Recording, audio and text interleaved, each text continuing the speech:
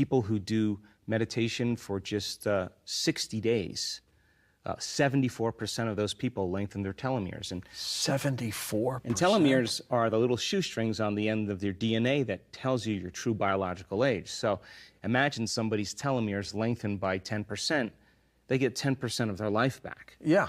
And so we're beginning to realize that you don't have to be a Buddhist monk, that you don't have to be an academic or a scholar, you don't have to be a minister or a rabbi. The common people around the world are doing the uncommon. And I now know that if you give people sound scientific information and they begin to learn it, every time you learn something new, you make new connections in your brain. That's what learning is. Absolutely. And the latest research shows that just 1 hour of concentration on one topic doubles the number of connections in certain areas of your brain.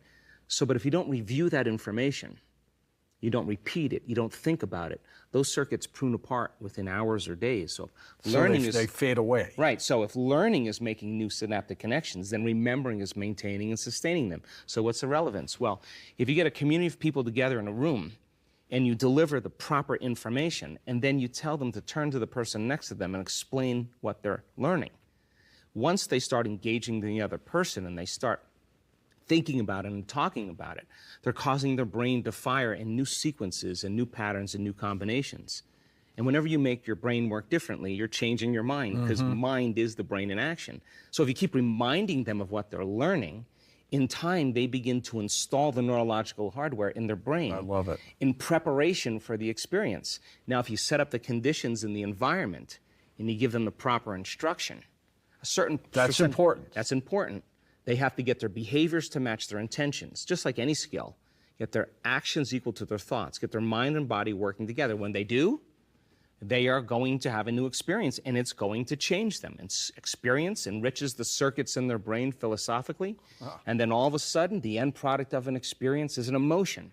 And the moment you feel more whole, the moment you feel more unlimited, the moment you feel more worthy, the moment you feel that emotion, now you're teaching your body chemically to understand what your mind is intellectually understood. So we can say knowledge is for the mind, but experience is for the body. And in that moment, moment, work together. They're embodying the truth. Mind and body are now working together. And the end product of that is we begin to change our genetic expression. So here's the point. If you've done it once, you should be able to do it again, right? You would think. So as you begin to repeat the experience over and over again, you're going to neurochemically condition your mind and body to begin to work as one. And when you've done something so many times that your body now knows how to do it as well as your mind, now it's innate in you. It's second nature. It's who you are. It's automatic. It's effortless. Now you're beginning to master that philosophy, and it's who you are. You're being it. Our job then is to go from philosopher to initiate to master, from knowledge to experience to wisdom, from mind to body to soul, from thinking to doing to being, to learning it with your head, applying it with your hand.